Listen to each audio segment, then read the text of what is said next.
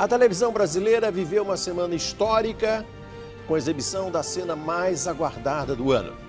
A abertura do Mar Vermelho na novela Os 10 Mandamentos. Mas o que será que a travessia do povo de Moisés revela sobre as nossas raízes, sobre as origens do povo brasileiro? Você vai se surpreender com o que afirmam os pesquisadores. Levante o cajado e estenda a mão sobre o mar. O mar que se abre no Egito paralisa e emociona o Brasil.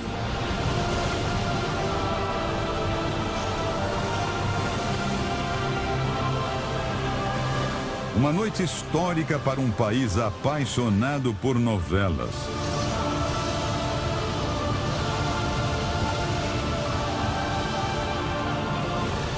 A cena mais esperada do ano mobiliza milhões de pessoas em frente à TV.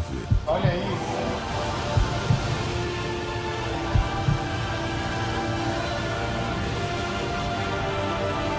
E levanta uma pergunta. O que aconteceu com o povo de Moisés? Continue! Depois da fuga do Egito. Passados 3.000 anos, onde estão os descendentes deste povo?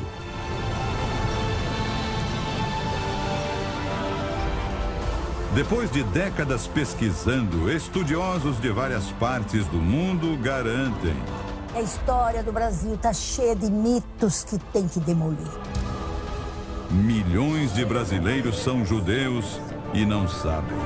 Tem um número grande de brasileiros portugueses que possuem o DNA de Abraão e precisam saber de onde é que vieram. E agora, como descobrir se você é um deles?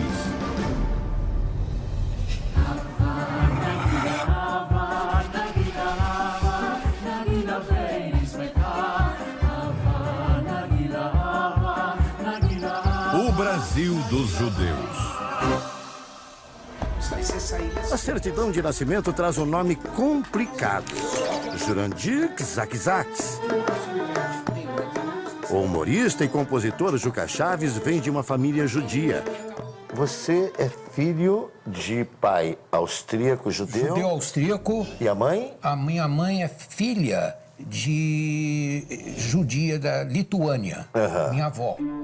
Juca não é um praticante do judaísmo. Como eu falo, eu sou um judeu do Paraguai. Eu não sou de ir à sinagoga, rezar. Apesar que eu acho bonita, por exemplo, o casamento judaico é lindo.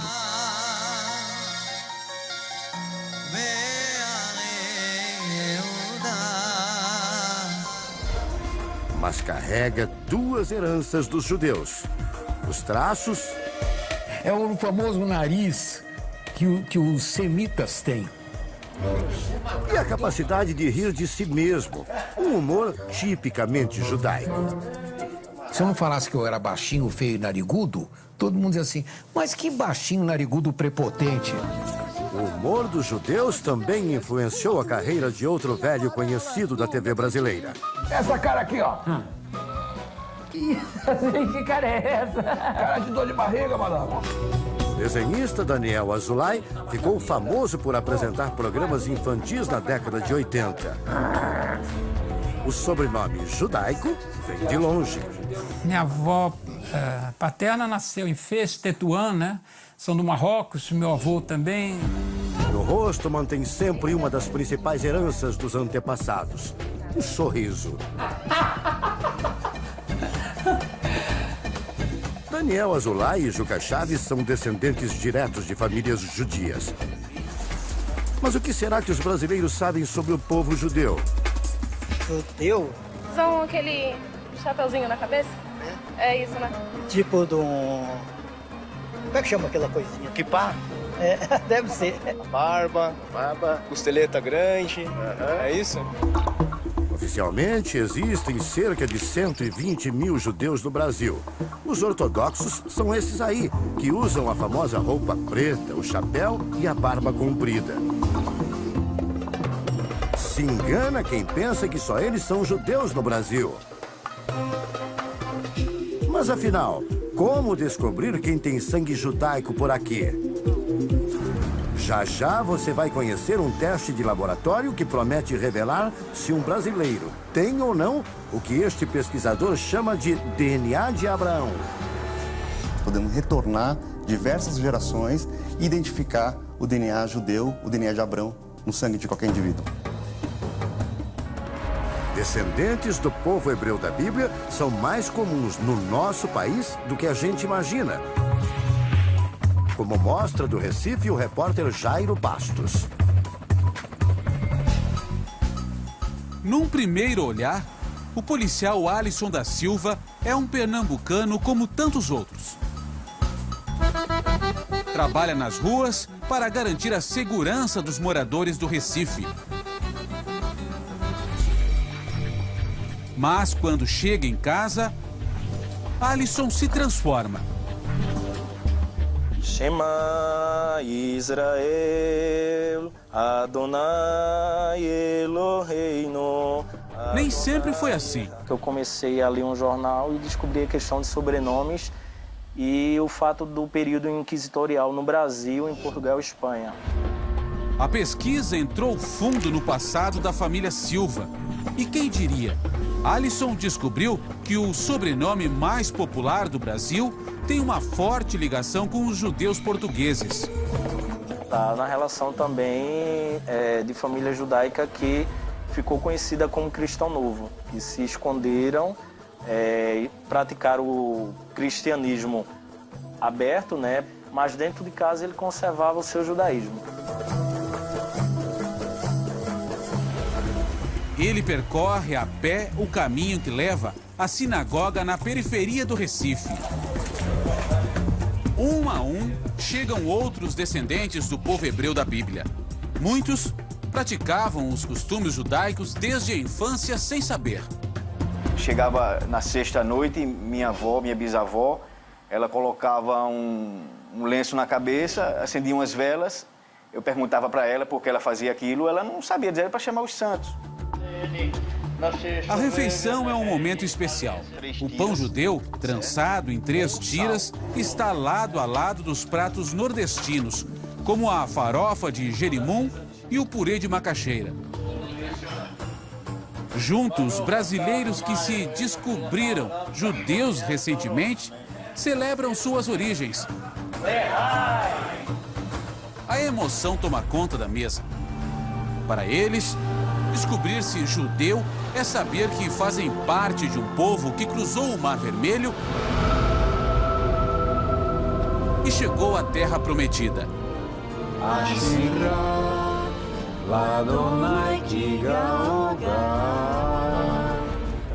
Alisson confirmou que era mesmo um judeu da Silva e não teve dúvidas, abraçou a origem. Mas não deixa de lado suas raízes nordestinas. Escute só este cântico. Adon Olam Shemala Beteren Koyet Sinivra. Essa melodia te lembra alguma música? Quando olhei a terra arder, a fogueira de São João, perguntei a Deus do céu, por que tamanha judiação? A questão do cântico aí é uma escolha, cada país ele adotou certos cânticos da cultura local. A gente introduziu o ritmo de Asa Branca nesse cântico, para relembrar a cultura nordestina. Belireshit, Belitarlit, Velohaos, Verhasmirá. Muita gente não sabe, mas histórias como a de Alisson são bastante comuns no Brasil. Para entender, é preciso voltar ao século XV, época em que os espanhóis descobriram a América e os portugueses chegaram ao Brasil.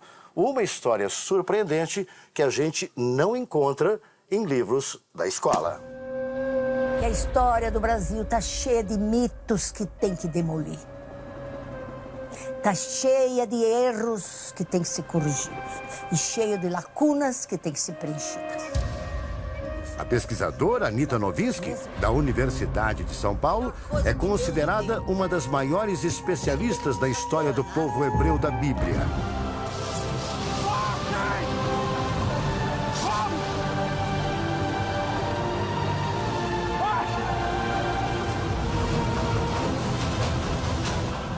Depois que o povo de Israel passa pelo Mar Vermelho, o exército do faraó Ramsés é engolido pelas águas,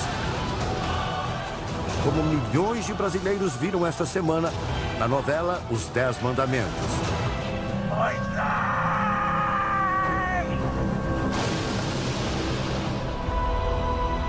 Os hebreus permanecem no deserto por 40 anos, até alcançarem a terra prometida, Israel.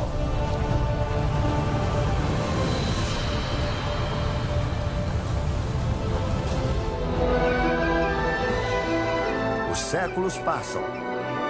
Estamos em 70 depois de Cristo. E quem manda no mundo agora não é mais o Egito, e sim Roma. É neste ano, 70 de nossa era, que o Império Romano expulsa os hebreus da Terra Prometida. Os filhos de Israel se dispersam e passam a vagar pelo mundo. Quase 15 séculos se passam. Muitos judeus escolhem Portugal e Espanha para viver. Quando, por volta do ano de 1500, os reis católicos destes reinos e a Inquisição da Igreja começam uma violenta campanha contra os seguidores do judaísmo. Na Espanha, o rei Fernando e Isabel, que são os reis católicos, eles deram uma opção aos judeus. Ou você se converte ou você vai embora. Portugal não deu opção. Obrigado a se converter. Foi nessa época que os antepassados de um dos maiores apresentadores da TV brasileira tiveram que deixar a Espanha. O próprio Silvio Santos já se emocionou ao contar essa história. Era o Dom Isaac Abravanel. Consertou as finanças da Espanha.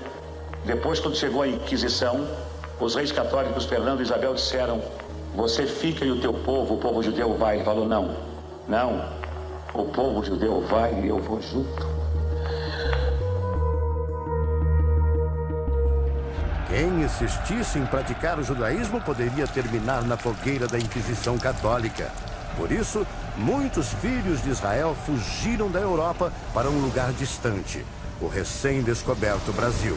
O Brasil só mandava mesmo, era castigo, né? Desterrar para o Brasil era castigo no primeiro século. Porque era só mata? Nada, não tinha nada. E morria de malária. O número de imigrantes judeus era muito maior do que os livros de história mostram. Documentos apontam que 3 em cada 4 habitantes do Brasil colônia eram os chamados cristãos novos. Isso mesmo, 3 em cada 4. Judeus que fingiam ser católicos nas ruas, mas que mantinham os costumes judaicos dentro de casa. Tem um viajante francês que veio para cá. Quando ele voltou para lá, ele disse: 3/4 da população no Brasil é cristã nova.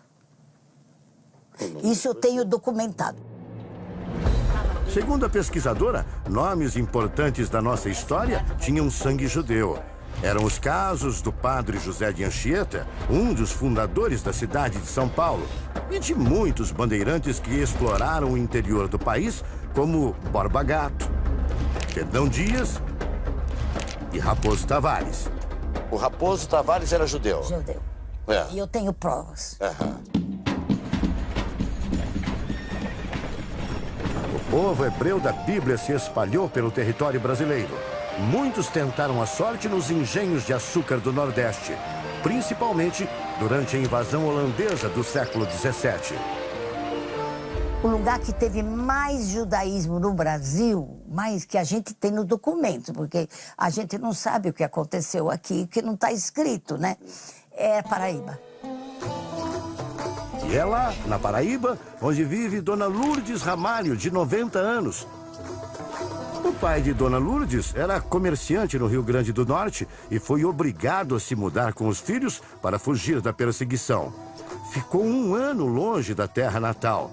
Quando voltou, Não tinha mais gado, não tinha mais terra, não tinha mais nada. O que é que tinha acontecido? A igreja tinha tomado. Assim como os parentes de Dona Lourdes, milhares de brasileiros foram atormentados pela Inquisição durante quase 300 anos. É o que mostra de Lisboa o correspondente Theo Taveira. Uma lista que parece infinita. Centenas de livros, milhares de nomes, com destinos parecidos. O Arquivo Nacional da Torre do Tombo é uma das construções mais protegidas de Portugal. O prédio é preparado para resistir a incêndios, terremotos e até ataques nucleares. É que lá dentro estão guardados documentos valiosos sobre a Inquisição Portuguesa e nós tivemos autorização para entrar. O que você vai ver agora são provas históricas de um dos maiores massacres da humanidade. Quem nos acompanha nesta busca é a pesquisadora Maria Eloy. Lá dentro nos deparamos com verdadeiras relíquias. Este decreto é considerado o mais raro do arquivo. Ele foi assinado pelo Papa Paulo III em 1536 e iniciava oficialmente a perseguição a qualquer pessoa que não seguisse o catolicismo. Além dele, mais de 40 mil documentos comprovam o terror enfrentado pelos judeus durante quase 300 anos. As páginas são tão antigas que precisamos usar luvas para não danificá-las. E logo surgem as primeiras vítimas, nomes que soam familiares aos ouvidos brasileiros. O pai se chama Manuel Rodrigues e a mãe Grácia Fernandes. A lista dos judeus executados é enorme e inclui outros sobrenomes muito comuns no Brasil. São os casos de Fonseca, Correia, Mendes, Cardoso, Pereira, Silva e Lopes. Declaram a ré Maria Lopes por convencida no crime de heresia, em sentença de excomunhão maior e em confiscação de todos os seus bens para o Fisco e Câmara Real.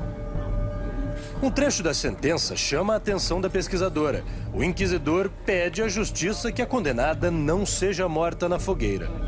Isto é o máximo da hipocrisia, porque o ato de entregar a ré à justiça é para isso mesmo. Para que ela morra. Para que ela morra. A pena dos judeus era anunciada em outro ponto da capital portuguesa, a Igreja de São Domingos.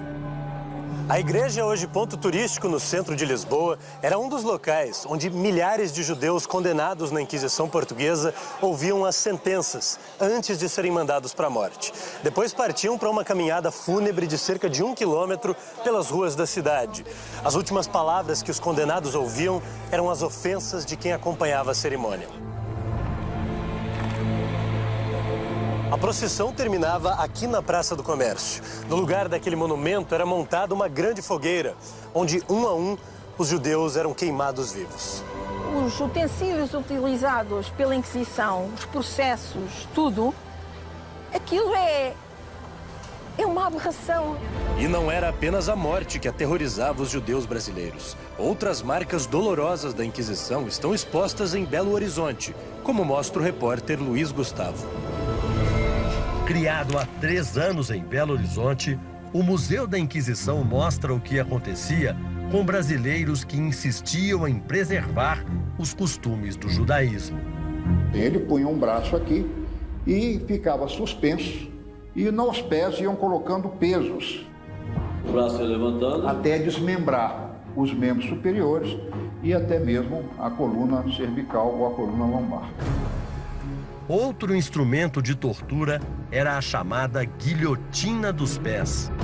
A pessoa sentava numa cama, numa cadeira, punha os pés aqui, os pés eram travados, se passava torcinho ou manteiga como combustível para aumentar a dor e se jogava fogo. Bastava uma denúncia, mesmo sem provas, para que se abrisse um processo contra um judeu. E apesar da confissão sob tortura, muitos não escapavam da fogueira da Inquisição. Ele poderia receber a pena máxima capital, que era a morte, a execução nas fogueiras, Mas a tortura existia em todos os casos. Para o fundador do museu, revelar essa história oculta de milhares de brasileiros é o pagamento de uma dívida com seus antepassados. Uma maneira que a gente tem de recompensar isso, talvez seja trazer ao momento presente essa justiça, uma justiça histórica. Há 5 anos, o médico Alexandre também busca um reencontro com suas origens e encontrou outras pistas nas próprias lembranças. Sangrar o animal antes de comer, lavar, dar banho no defunto antes de enterrá-lo. Existem vários costumes que são judaicos e na nossa infância eu pelo menos me lembro de bastante coisa. Mas afinal, como uma pessoa pode ter certeza de que é descendente do povo hebreu da Bíblia? Os historiadores Paulo Valadares e Guilherme Feigenboim já ouviram bastante essa pergunta. Para nossa surpresa, a maioria das pessoas que nos procuravam não eram judeus, eram brasileiros, cristãos. De tanto estudar o assunto, eles decidiram escrever um livro. O Dicionário Sefaradi contém mais de 16 mil sobrenomes de cristãos novos. A lista inclui os nomes de alguns brasileiros famosos. Chico Buarque, Alceu Valença, o Renato Aragão, a Marisa Monte, né? Um monte, mas nem sei se eles próprios têm consciência dessa origem deles. Além do sobrenome, é preciso fazer uma pesquisa genealógica, ou seja, descobrir nomes de familiares que viveram na época do Brasil colônia e que passaram pela Inquisição. Na Torre do Tombo, tem lá todos os processos de Inquisição. Se você descobrir um pentaavô, um trisavô teu que pegou um processo de Inquisição e foi condenado, a probabilidade é altíssima. Outras pistas podem estar dentro de casa. Tem os costumes familiares. Tem famílias aqui no Brasil, principalmente no Nordeste, que até hoje mantêm alguns costumes. Isso aconteceu com o policial Alisson em Recife. O uso de mortalhas, né, que ao morrer o defunto eles vestiam uma mortalha. E com o médico Alexandre em Belo Horizonte. Passar a mão na cabeça da criança, falar Deus te crie. Existem vários costumes que são judaicos. Aqui vão outros exemplos. Usar expressões como ficar a ver navios, uma referência aos judeus batizados à força no porto de Lisboa. Vestir a carapuça, que remete ao traje usado pelos filhos de Israel nos julgamentos da Inquisição. Não apontar para estrelas com medo de ter verrugas.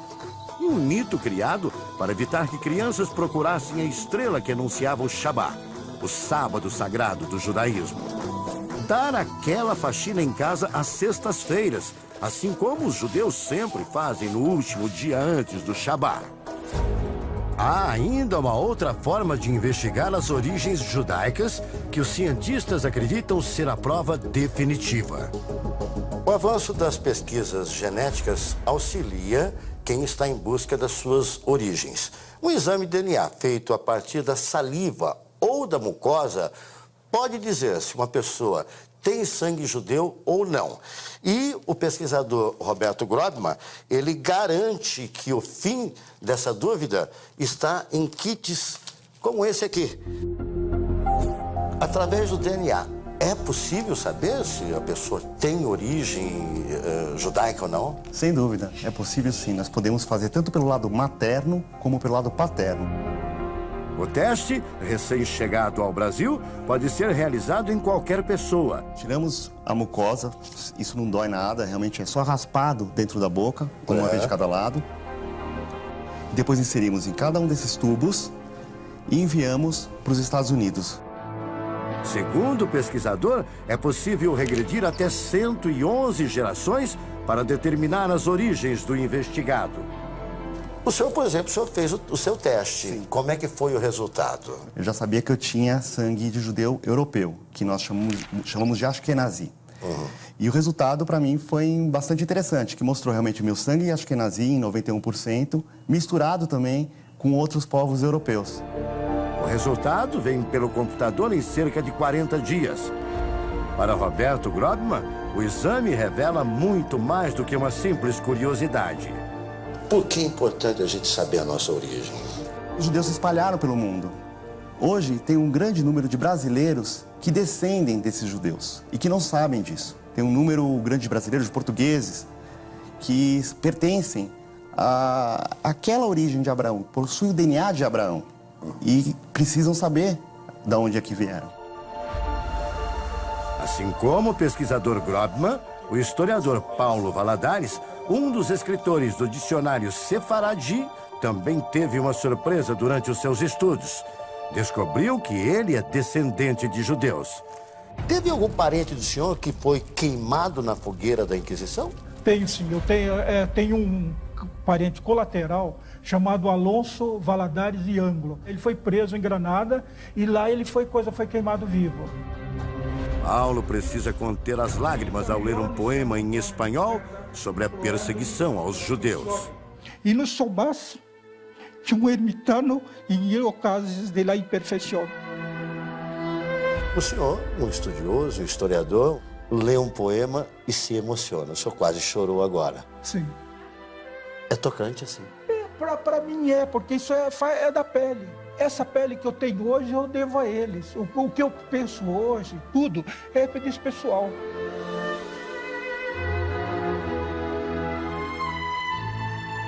Uma história que ficou escondida por séculos. Um humorista em São Paulo, um policial em Pernambuco, um desenhista carioca, uma aposentada na Paraíba, 4 estados do Brasil, 4 rostos bem diferentes. Que assim como milhões de Silvas, Rodrigues, Lopes e tantos outros, carregam no sangue o Brasil dos judeus.